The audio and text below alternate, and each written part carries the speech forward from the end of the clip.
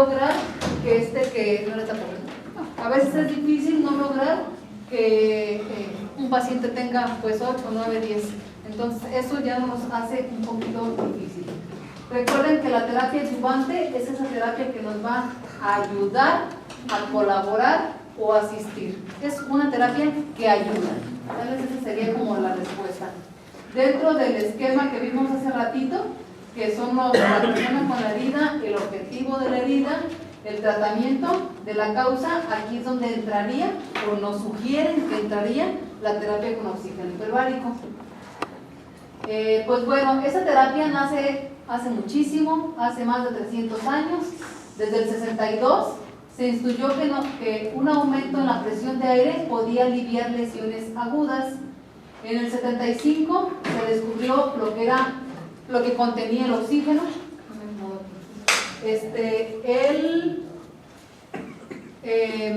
Después se construyó la primera cámara hiperbárica, donde se respiraba aire a presión y no oxígeno puro. Vieron que el aumento de aire aumentaba el oxígeno y que era beneficioso, pero no sabían ni por qué. En el 79 practicaban terapias hiperbáricas para pacientes con enfermedades pulmonares, porque se creía que la terapia dilataba los bronquios. Sabían que lo ponían y mejoraban en la respiración, y pues obviamente era para algo pulmonar nada más. Entonces así fue como se fue viendo esta parte. Se continuó investigando, por supuesto, no nada más en las cuestiones pulmonares, sino en otras. Y en el 1918 se construyó la cámara más grande de estos tiempos, y esta cámara tenía las características y las condiciones hasta de aguantar 3 atmósferas, que es mucho. En el 33, en Inglaterra, se utilizó la respiración con oxígeno en cámara hiperbárica para disminuir los tiempos de descompresión del buceo. Vieron que tenía que ver algo también con el buceo. No sabía ni por qué, pero se veía que era algo eso. Ya después se fue metiendo toda la cuestión naval y de los buzos, y pues obviamente se fue estudiando más.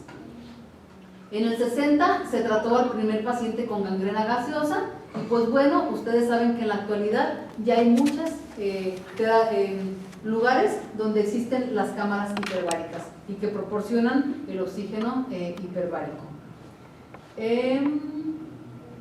En el 62, esto es en México, en los años 60, el 20 de noviembre del ISSSTE tuvo su primer cámara hiperbárica, que fue una monoplaza, y hicieron la primera publicación. Del área subacuática fue por la Armada de México. En el 87 se fundó esta asociación, que era la Asociación Mexicana de Medicina Hiperbárica y Subacuática, y en el 97 se abrió el primer servicio hospitalario capaz de tratar pacientes en estado crítico, y esto fue en el Hospital Ángeles del Pedregal en México. Esta es como la breve historia pues de México. El oxígeno es un elemento fundamental para el metabolismo celular. Obviamente es un gas y es obtenido de la atmósfera a través de su difusión a nivel alveolar, y de ahí de los alveolos pasan al torrente circulatorio por 2 mecanismos, una por difusión y el otro asociado a la hemoglobina. La cámara hiperbárica no nos va a poder ayudar en esta parte, en la asociación de la hemoglobina, pero sí nos va a poder ayudar en el oxígeno que podemos aprovechar por difusión. Es decir, no nos apoya en los dos, pero sí nos puede apoyar lo que es con la difusión del oxígeno.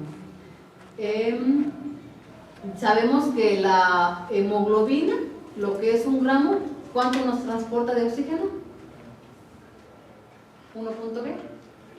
1.34 mililitros de oxígeno. Obviamente, si no tenemos niveles de hemoglobina bien, no vamos a poder tener un transporte bien. Y la cámara hiperbárica, obviamente, no me puede hacer ninguna modificación en eso. Ahí no me ayuda. Pero sí me ayuda al que es por difusión, que ese sí aumente, que ese sí se multiplique, bueno, y se triplique y más, que es muchas veces más.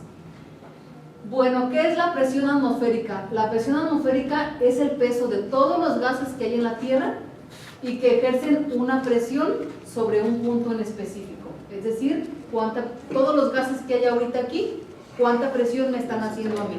Eso es lo que es la presión atmosférica. Todos los gases que hay en la Tierra y cuánta presión. A más bajo, más presión, a nivel más bajo. A nivel más alto, obviamente menos presión. La presión atmosférica depende únicamente de dónde está colocado el cuerpo. Muy abajo o muy arriba. Entre más abajo estemos, más distancia tengo yo hacia el cielo, hacia la atmósfera, es decir, más peso. Entre más arriba ya tengo menos presión, es decir, todo esto ya no tengo de presión. Entonces la presión va a ser subatmosférica, es decir, baja. Bueno, la terapia con oxígeno hiperbárico es un tratamiento médico donde se somete a un cuerpo a una presión mayor a 1.4. Entonces, ¿cuánto es 1? 760 a nivel del mar. Eso es lo que tenemos cargando de presión atmosférica. Es decir, a 1.1, pues multiplico 760 por 1.1 y eso sería la presión atmosférica a la que meten al paciente. Lo llegan a meter a 1.4, 2.4, hasta 3, depende de las indicaciones. Eso lo decide el médico y depende del padecimiento. Entonces, obviamente 760 es una atmósfera y es a nivel del mar, ¿sí? Y puede ser sometido a 1.4, a 2.4, a 3. Y donde el paciente respira oxígeno al 100%. Es decir, ahorita vamos a ver como la física, el por qué ayuda esto. Entonces, queda claro que es el cuerpo sometido a una presión y que aparte de haberlo sometido a una presión, le metemos oxígeno al 100%. ¿Aquí cuánto respiramos? 20 puntos y algo, que lo cierran en 21. Entonces, yo aquí estoy a tal presión atmosférica a 21% de oxígeno. Si me meten a atmósferas sub y aparte me agregan oxígeno al 100%, esto obviamente cambia. Los efectos terapéuticos se fundamentan en el argumento del transporte de oxígeno, es decir, el de la difusión, que mejora su disponibilidad tisular. Los centros adecuados de terapia de oxígeno hiperbárico para heridas deben contar con protocolos establecidos. No compro yo mi cámara y la pongo y ya, sino son lugares establecidos. Ok, pues aquí empieza la física o la ley, el por qué esto sirve. La ley de Henry, que era la pregunta de examen, dice que cuando aumenta la presión, aumenta la disolución del gas en el líquido. A mayor presión, el gas se disuelve más fácilmente. Entonces aquí yo tengo una presión y el gas se disuelve a un determinado nivel. Me ponen a atmósferas menores, a 1.4, 2.4, y a mayor presión la disolución del gas va a ser mayor en el líquido. Ahorita les paso un video. El efecto de hiperoxigenación se obtiene cuando al elevar la presión ambiental se incrementa la solubilidad del oxígeno. Esta prácticamente es como la respuesta a qué funciona una cámara hiperbárica. A mayor presión, la disolución del gas en el plasma es mayor. ¿Quién es el gas? El oxígeno. ¿Quién es nuestro plasma? Nuestra sangre. A mayor presión, el oxígeno va a correr muchísimo más fácil y en cantidades. ¿Y qué podemos lograr si tuviéramos mucho oxígeno? Mayor crecimiento de tejido, las bacterias no pueden crecer entre tanto oxígeno, le doy más vida a los fibroblastos, o sea, en todos los aspectos mejoraría. Prácticamente la ley de la cámara hiperbárica funciona en esto. A mayor presión, la disolución del gas, que es el oxígeno, va a ser mayor en el plasma, que es nuestra sangre. Va a correr más fácilmente, en palabras coloquiales. Cuando se respira, y ahora agrégale ese oxígeno al 100%, cuando se respira oxígeno a 3 atmósferas, se alcanza la disolución una cantidad suficiente de oxígeno en el plasma para mantener el metabolismo basal de un ser humano. Y 3 ya son muchas. Entonces, aquí se ve, pero ahorita lo explica el doctor. Aquí se ve, una cosa los pongo. Aquí les paso yo eso. Ay, tiene audio.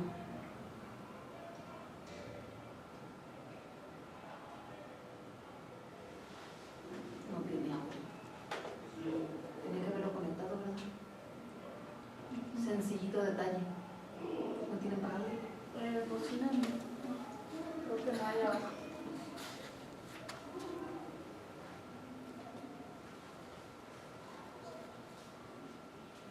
ahorita se los voy explicando. Aquí dice que este es el plasma, este es el gas, y cuando tú le metes la presión, haces que el gas entre con mayor fuerza a lo que es el plasma. Después comenta...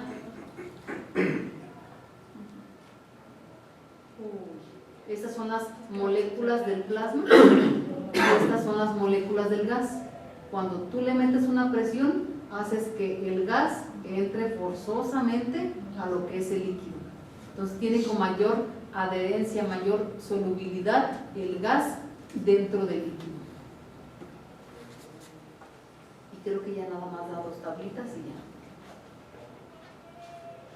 Qué pena, ese estaba bonito. Luego se los paso.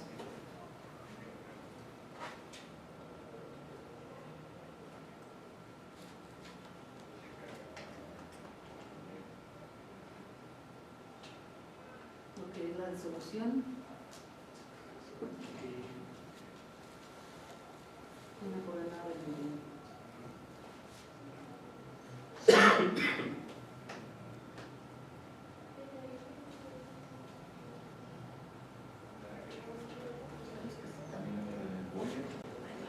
Sí, esa es a mayor presión, esta es la de los buzos, es la que aplican ellos. A mayor presión, el tamaño de la es como inversamente proporcional. Mayor presión, menor tamaño de las moléculas de un gas.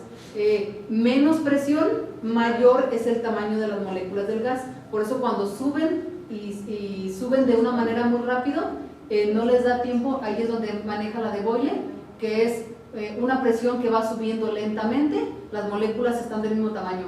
Una presión que sube rápido, las moléculas aumentan de tamaño. Y eso es lo que le pasa a los buzos, que las burbujas de nitrógeno, como suben muy rápido, se hacen mayor tamaño. La de Boyle dice prácticamente que es la presión al tamaño de las moléculas del gas es inversamente proporcional. Mayor presión, menor tamaño del volumen. Menos presión, mayor tamaño del volumen del gas. Y es por eso que eso es lo que pasa. No, ya después se los puedo pasar para la otra, a la primera,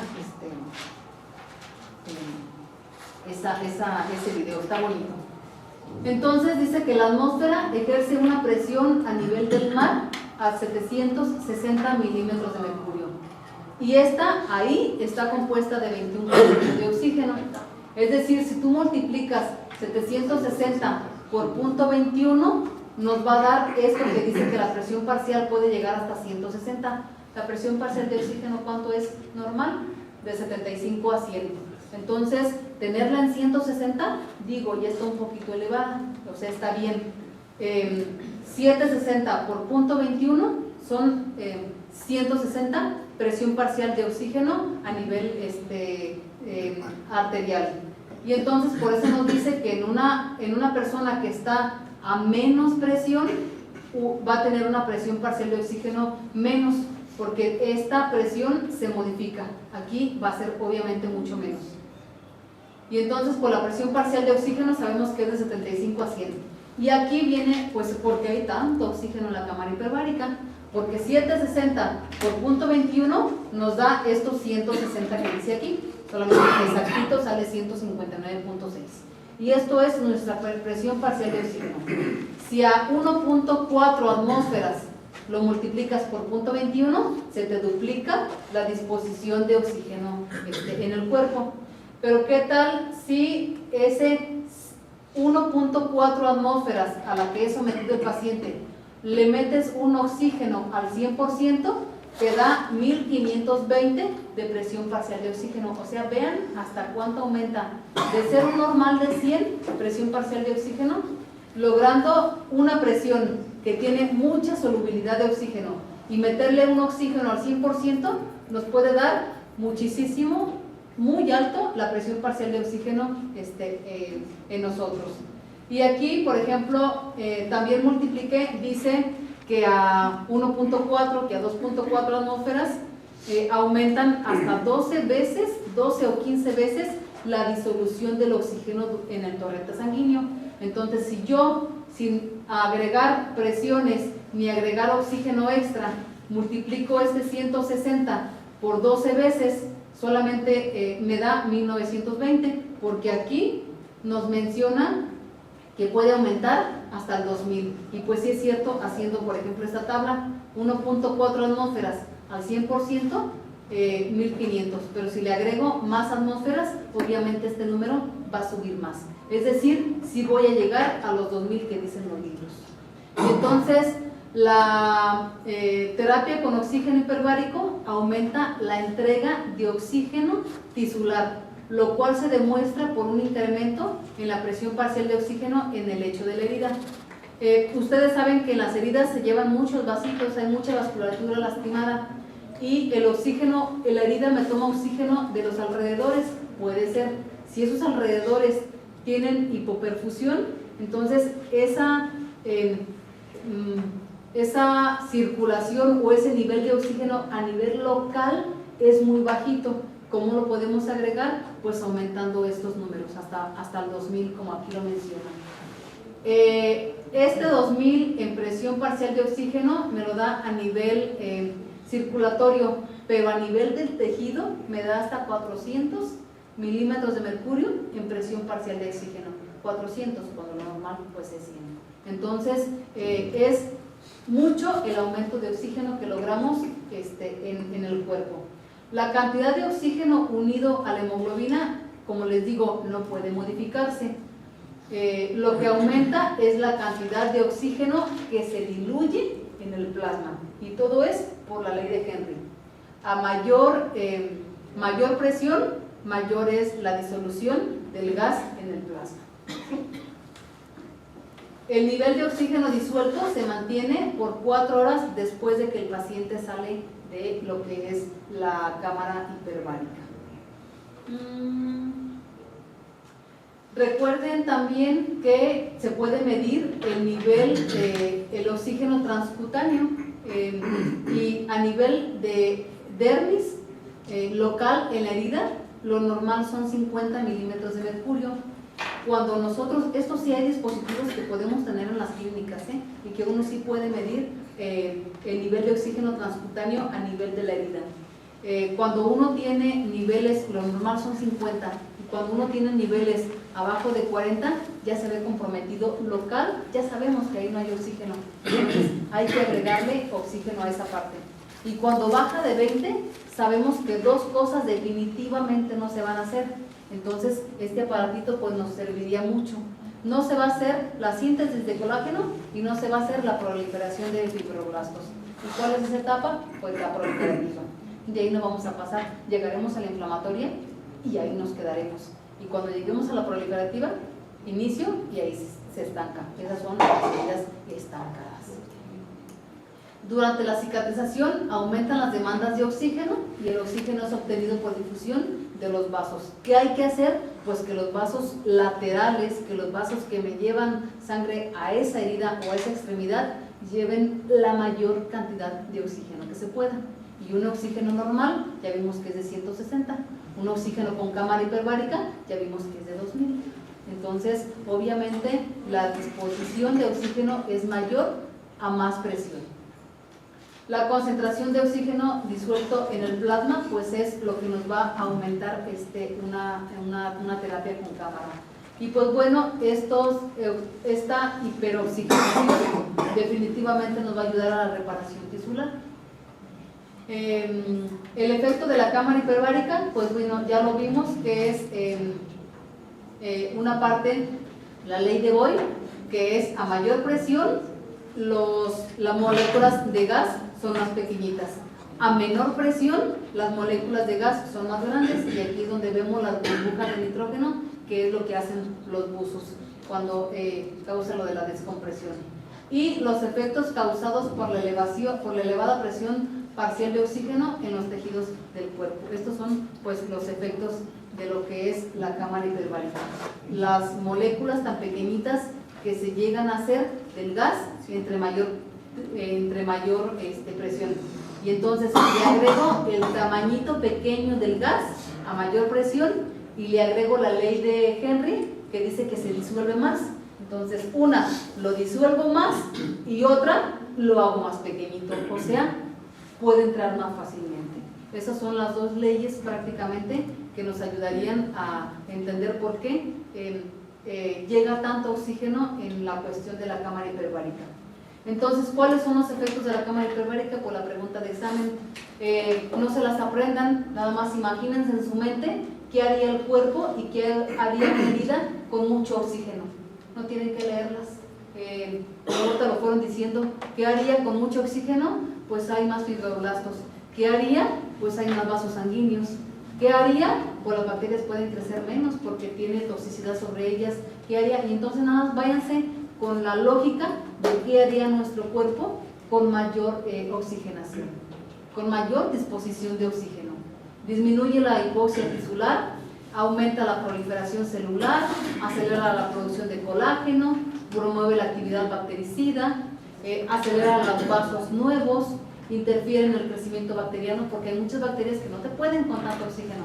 Podrán con el acostumbrado, pero meterles 2000, no van a poder con eso, a eso no están acostumbradas. Reduce el edema porque crea una vasodilatación, induce los factores de crecimiento, disminuye el daño tisular por reperfusión y incrementa en el factor de crecimiento transformante todos los que son derivados de las plaquetas. Las indicaciones han modificado. Yo leí un artículo en el 2000, espérate que estas no son estas. Leí un artículo del 2013 y me maneja que son 11. Y después leí este artículo que es del 2014 y ya son 14. Entonces, obviamente, aquí había unas en el 2013, eran menos, y estas indicaciones son como las autorizadas. Alguien puede poner a más pacientes, pero estas son como las oficiales. Y lo da la Sociedad de Medicina Hiperbárica y Subacuática. El embolismo gaseoso, la intoxicación por CO2, la gangrena gaseosa, el síndrome de aplastamiento, la enfermedad por descompresión, la insuficiencia arterial, obviamente un Doppler que no sea una oclusión completa, sino llévale oxígeno, pero ¿por dónde va a pasar? Si está tapado. Deben de ser oclusiones o cosas parciales, que no sea una oclusión completa. ¿Qué hacemos sin tener el Doppler? El índice tobillo-brazo, que es el que hacemos en los consultorios. Un índice tobillo-brazo arriba de 9, yo ya sé que la cámara hiperbárica sí le serviría. Un índice tobillo-brazo de 6 o 5, no le metas la cámara hiperbárica porque si nada más va a gastar. Eso está ocluido en su totalidad. Entonces, con clínica también podemos ver pues si le puede ser beneficioso. Entonces, las insuficiencias arteriales, obviamente que no sean completas. Los abscesos, las fascitis, las osteomielitis, las lesiones óseas, porque hay una hiperoxigenación que hace reparación de la parte ósea, las quemaduras y la sordera súbita idiopática. ¿Cuál es la aplicación? Pues para tomar la terapia con oxígeno hiperbárico, el paciente entra a una cámara que genera una presión superior a la atmosférica. Dijimos que ¿cuánto es? 760. Y si quiero sacar 1.4 de presión atmosférica, pues multiplico 760 por 1.4 y eso es a lo que está de presión el paciente. Si la quiero por 2, pues 760 por 2 y esas son las 2 atmósferas. Dice, bueno, aquí están las indicaciones que es de 1.4 hasta 3 atmósferas. Están las monoplasas, que aquí da un poquito más de la parte de ansiedad a los pacientes. No es lo mismo meterte tú solito, saber qué te va a pasar, a meterte a lo que es una multiplaza, que pues tú puedes a preguntarle al de lado si se siente bien o si siente lo mismo que tú. Y obviamente mejora la disolución del gas en el plasma, ley de Henry, y mejora el tamaño, disminuye el tamaño de la molécula del gas. Y a eso agregale que le pusiste 100 en lugar del 21, pues es el beneficio. Entonces está la multiplaza, están las monoplaza. Y pues bueno, la aplicación es ingresar a una cámara que genera una presión superior a la atmosférica, es decir, superior a 760. La administración de terapia con oxígeno hiperbárico es por etapas.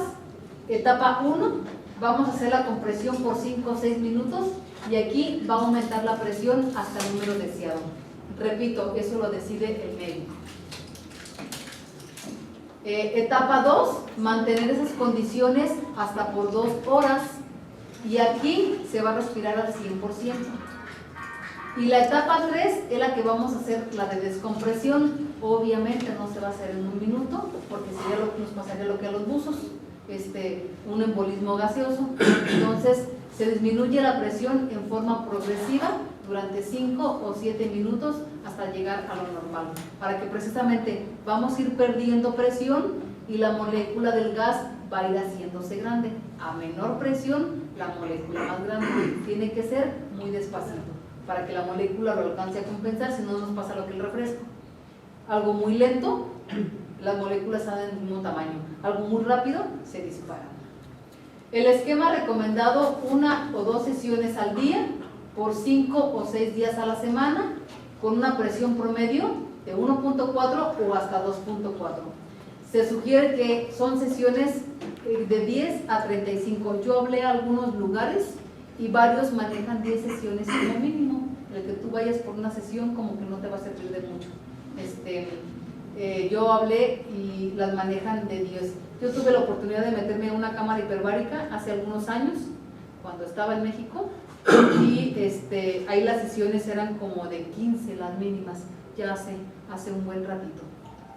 Y pues bueno, estamos hablando que 2.4 serían 1824 milímetros de mercurio. Estas presiones se pueden medir, las de milímetro de mercurio, en muchas cuestiones de física. Lo normal es medirlas en pascales, pero se dice que siempre que se habla en términos de medicina, se van a transformar a milímetros de mercurio. A nosotros no nos van a hablar en pascales, que es, creo que, un poquito más difícil. ¿Cuáles son las contraindicaciones? Prácticamente nada más hay dos absolutas: el neumotórax, atención, y la quimioterapia. Son como las dos. Muchas de las contraindicaciones no las da como el estado general del paciente. Está enfermo, está con tos, está con bronquitis, está con fiebre, está con hipoglicemia, está con hiperglicemia, está con infección, pues cúrale primero eso, si no, no le va a servir la cámara hiperbárica. Es decir, no que sean tanto las contraindicaciones de que le vayan a hacer un mal al paciente, sino que más bien la hiperoxigenación no le va a hacer un bien.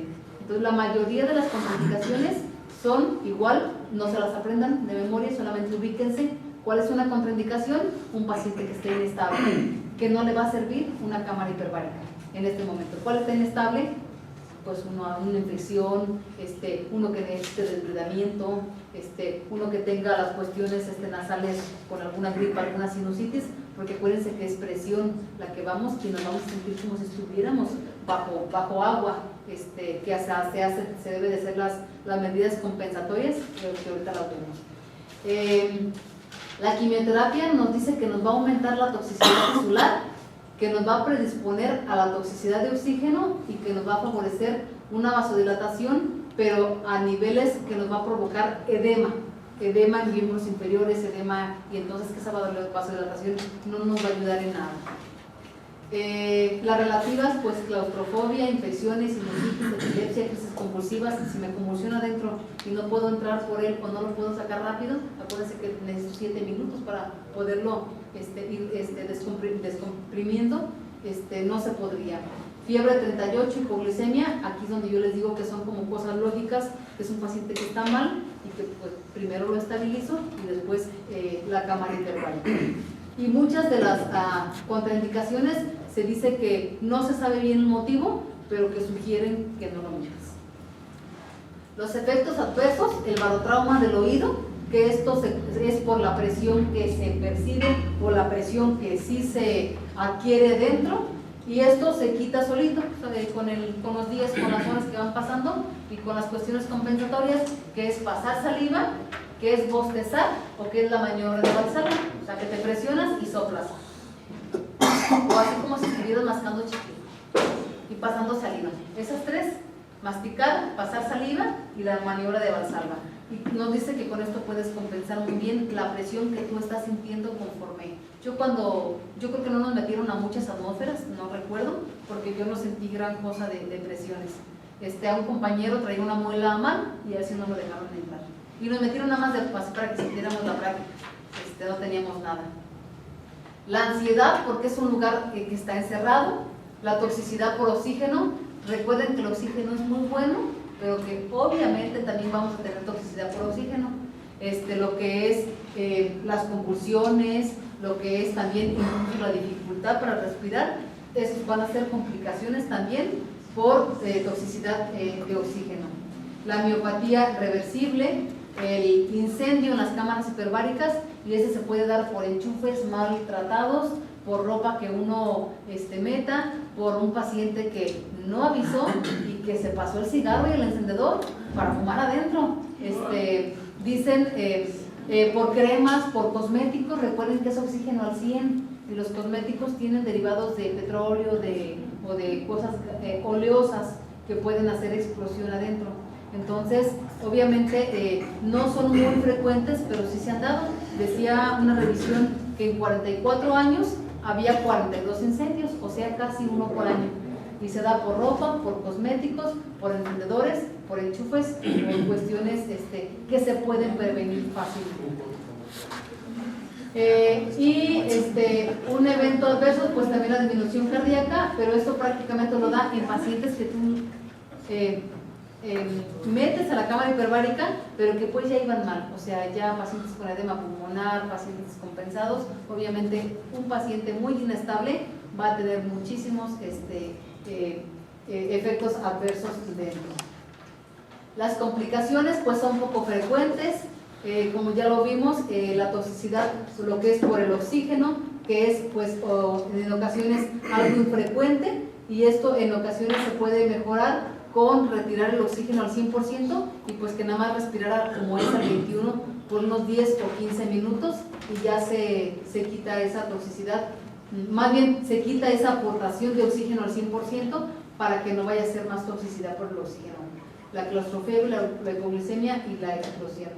Estos serían como algunas cuestiones clínicas, signos clínicos de la intoxicación o toxicidad por oxígeno, que pareciera como que es por falta de oxígeno, pero no. También hacen aleteo nasal, hacen inquietud, hacen fatiga, hacen convulsiones, disnea y dificultad para respirar.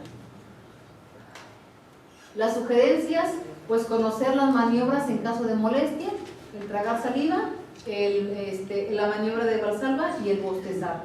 No entrar con gripe o resfriado, porque toda la cuestión respiratoria, la sinusitis, las congestiones se van a sentir más molestas. No es que me hagan mal, sino que me voy a sentir más molesto adentro. No celulares, vigilar enchufes, no ingerir cuestiones de sodas y cosas que contengan mucho gas antes de entrar, porque se va a sentir una distensión abdominal, porque acuérdense que nos van a meter presión y tú vas todo inflamado, pues todavía se sienten malas molestias. No anillos, no relojes, no pulseras, cuestiones de metal tampoco, no perfumes, desodorantes o todas las cuestiones de cosméticos que les digo que vienen derivados de algo oleoso o de algo de petróleo y oxígeno al 100%, pues hace explosión por nuestro mismo componente. No fumar, que reportan que pues no falta el que metió el cigarro y el encendedor y ahí quiere con el oxígeno al 100% hacer pasar el rato, son 2 horas, la gente quiere meter cosas. Y también las explosiones se hacen por ropa muy sintética, entonces se sugiere las cuestiones de algodón totalmente. El tabaquismo, ¿cuál es el factor predictivo? Igual que el otro, no me va a hacer bien si el paciente no tiene las características para que le ayude esta terapia. El factor predictivo nos lo marca el libro del doctor Contreras, que es el tabaquismo y la edad mayor a 70 años, son factores de riesgo para una mala respuesta a la terapia de oxígeno hiperbárico. A nosotros nos han mandado pacientes que tienen ozonoterapia, múltiples sesiones, que tienen terapia de presión, terapia de oxígeno hiperbárico, y la vida está mal, pero obviamente le falta descuidar, obviamente tiene una circulación, es un pie isquémico, y pues no responden, así tengan todas las terapias que ustedes deseen. Estos dos son los que nos manejan como los factores importantes. ¿Qué hay de evidencia? Pues dice que en el pie diabético, en úlceras isquémicas que no han respondido, disminuyen la colonización y el riesgo relativo de una amputación a 4 sesiones, es decir, sí disminuyó la amputación. aumenta el número de heridas cicatrizadas con terapia a 52% y sin terapia a 29%. Pero dice que faltan estudios. En úlcera venosa hay una disminución en el tamaño de la herida a 6 meses y dice que no hay muchos estudios. Puede ser una opción en pacientes con úlceras venosas refractarias al manejo convencional cuando ya no tenemos pues más opciones que hacer. Puede ser una alternativa. La úlcera isquémica no diabética, no hay evidencia para sustentarlo. Es probable que sea benéfica en pacientes con enfermedad arterial periférica, donde la hipoxia tisular tiene oportunidad de mejorar. La quemadura la manejan en 2 fases. En las primeras 6 horas para reducir el choque por quemadura y en la fase tardía para mejorar la cicatrización de la herida y también la toma de los injertos. Mejora la intoxicación por monóxido de carbono, pues bueno, es una de las 14 indicaciones, y reduce la estancia hospitalaria con cámara hiperbárica 43% y sin cámara 19%. Y dice que es benéfica cuando hay quemaduras que pasan allí arriba del 20% de superficie corporal. En osteomielitis crónica refractaria dice que a los 6 meses sin solución. No se ha observado efectos favorables en un 80%. Ahí nos dice que no se ha demostrado gran cosa. Se mantuvo sin recidiva al siguiente 2 años, pero acá pues no dio tanta mejoría. Puede ayudar al tratamiento combinado con antibiótico adecuado y al menos un procedimiento quirúrgico. Ya ven, nos agrega cosas. Dice, ayúdale con esto y con esto y te puede favorecer. Solito no creo que dé tanta beneficio. En infecciones agudas reduce la mortalidad, el tiempo de evolución y la necesidad de cirugías y favorece la respuesta al tratamiento médico quirúrgico convencional. El oxígeno hiperbárico, dice el título, cura las heridas del pie diabético en el 60% de los casos. Y yo rescaté que dice que se señala que la respuesta al tratamiento de cada paciente es diferente. El tratamiento con terapia de oxígeno hiperbárico mejora los síntomas en el 90% de los afectados del pie diabético y cura toda la herida en un 60%, elevándose en el 80% de los casos si se inicia tempranamente. Un paciente complicado debe de recibir un cuidado más integral. No todo lo puede hacer la cámara hiperbárica. Le inicio la cámara hiperbárica, le inicio el tratamiento médico, le inicio la curación, lo mando al angiólogo para ver la perfusión, le controlo la hemoglobina glicosilada y bueno, o sea, todo a la par. La cámara hiperbárica obviamente no lo va a hacer. Aquí está otra evidencia que dice tratamiento con oxígeno hiperbárico para heridas crónicas. Esta es una de las revisiones de Cochrane, de las más importantes, y es del 2003, y nos dice que se hallaron algunas pruebas de que las personas con úlceras de pie diabético tienen menor probabilidad de tener una amputación mayor si reciben tratamiento de oxígeno hiperbárico. No te garantizan que no se amputan, te garantizan que no hay una amputación mayor si reciben esta terapia. El tratamiento con oxígeno hiperbárico es un tratamiento diseñado para aumentar el suministro de oxígeno a las heridas que no están respondiendo a otras medidas para tratarlas. La revisión de los ensayos halló que la terapia parece reducir el número de amputaciones mayores en las personas con diabetes que tienen úlceras del pie que son crónicas. Aquí es parte de lo mismo, y aquí dice que aquí en las personas con úlceras de pie debidas a la diabetes, la terapia redujo significativamente el riesgo de amputación mayor y puede mejorar la perspectiva de sanar en un año. Nos puede ir bien si lo iniciamos a tiempo. Esa es otra revisión de bases físicas, donde nos dice que se hizo otra revisión de Cochrane, que se incluyeron 9 estudios, este es el total de pacientes, y concluyendo que el riesgo relativo de sanar una herida fue estadísticamente significativo a corto plazo. No hubo diferencia a largo, y aquí no hubo diferencia en amputaciones. Es decir, estos son un poquito más los de Cochrane, los más importantes, y pues aquí nos dice que no hubo diferencia a largo plazo. No todas las causas de hipoxia tisular son potencialmente reversibles con la terapia. Aunque aumentemos la presión parcial de oxígeno arterial, este oxígeno nunca alcanzará el lecho de la herida, obviamente si tenemos una oclusión. Entonces, si hay una oclusión, así le pongas el oxígeno que le pongas, jamás le va a llegar al extremo distal. Tenemos que asegurar que nuestra valoración es correcta, que nuestra palpación de pulso, que tenemos que hacer siempre, cada consulta y siempre, para saber que hay pulso palpable, que hay circulación y que esto le puede servir. Si no palpamos pulsos y ponemos, y aquí me dice, mira, en este caso, el paciente con un índice tobillo-brazo de 5 es en los que no estaría indicada la terapia. ¿Saben tomar el índice tobillo-brazo? Eso se hace en el consultorio, se hace con un Doppler. Dicen que se puede hacer con un esteto. La realidad es que no se puede. Si tú vas a palpar el pulso pedio y lo tocas y le pones el estetos, obviamente lo vas a escuchar. Es decir, pero ¿para qué quieres sacar ese índice tobillo-brazo en el paciente que tú lo estás palpando?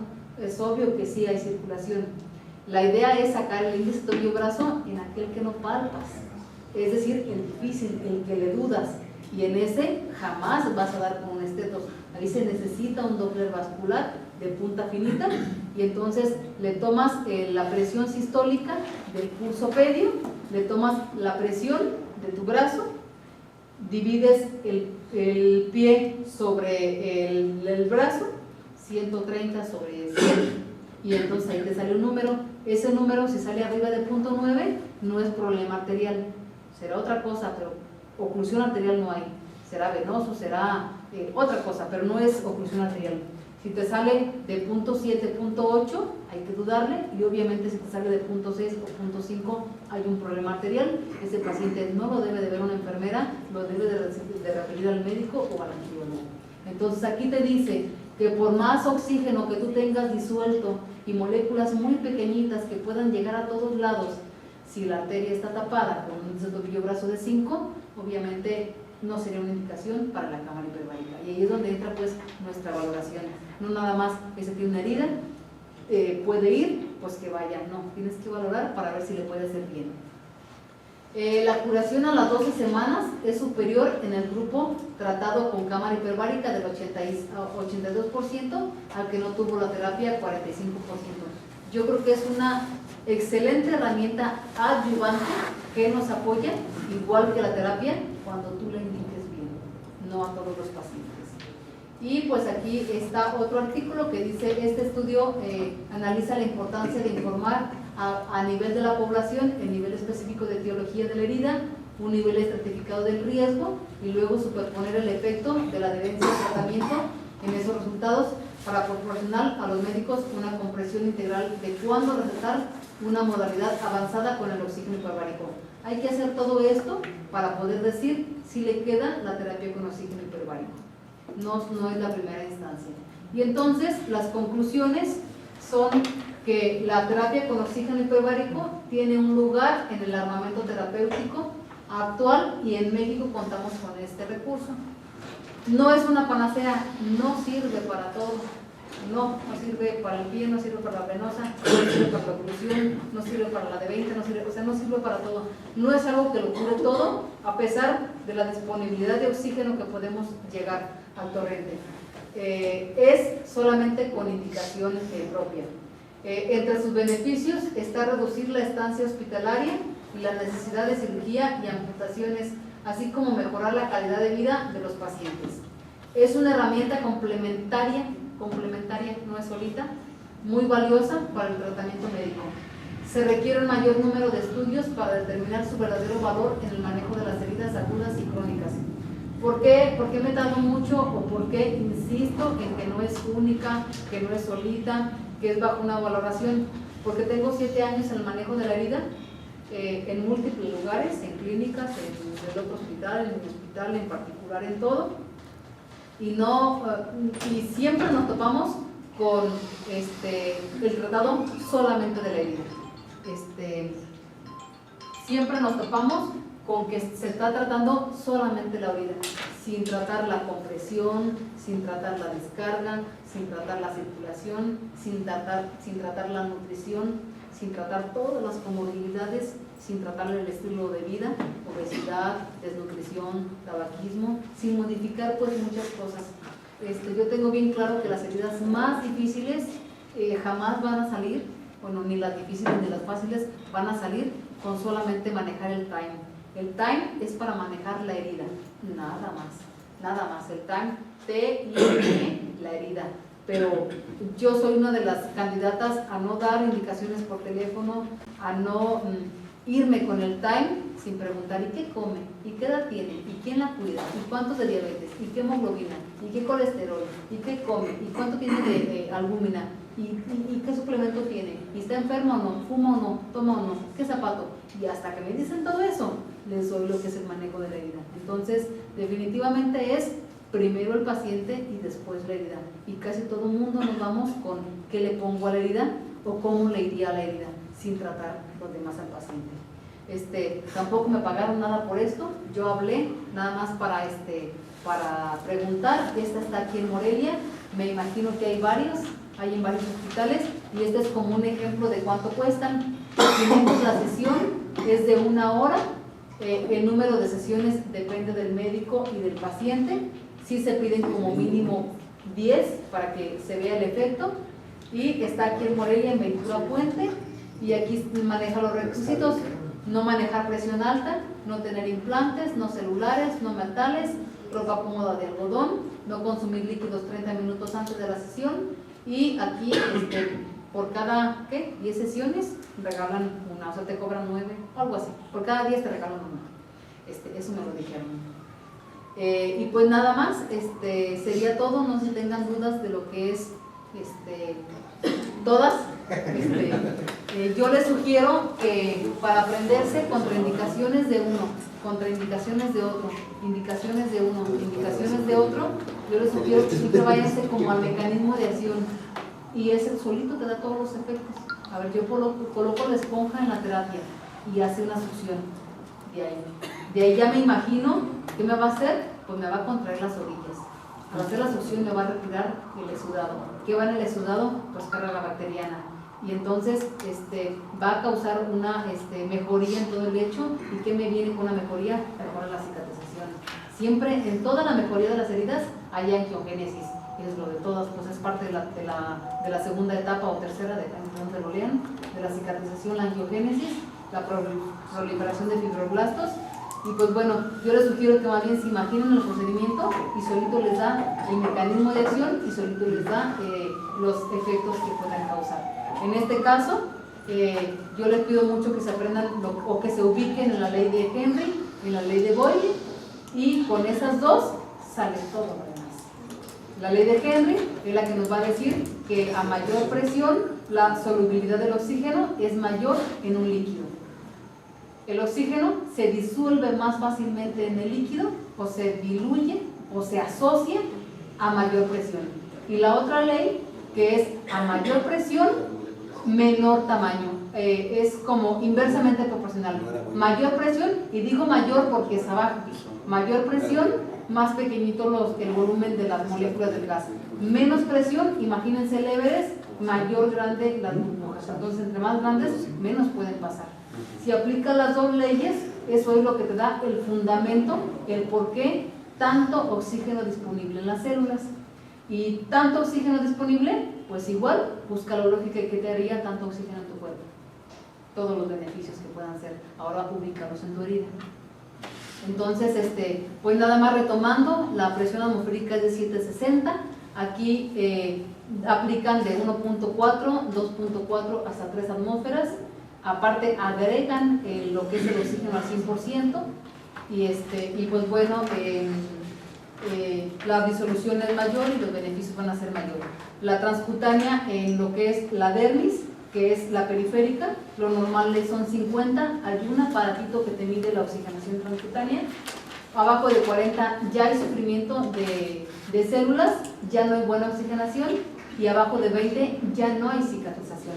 Por eso muchos de los dispositivos de heridas, el famoso Granulox, que también lo he utilizado, ese lleva oxígeno a la célula, lleva oxígeno local ahí. Entonces, ¿a quién le pondrías algo que tenga oxígeno total para que mejore la herida? Pues a una paciente que pueda tener poca perfusión, y así le ayudas con oxígeno local. Ese lo hace al revés, este es por difusión, no ayuda en la asociación de la hemoglobina, y el Granulox es al revés, el de difusión no te lo modifica, pero sí te aumenta el asociado a la hemoglobina. Entonces, pues bueno, por mi parte es todo. Terminamos a las 8, a mí me dijeron a las 8. Lo siento por quien tenía pues que irse.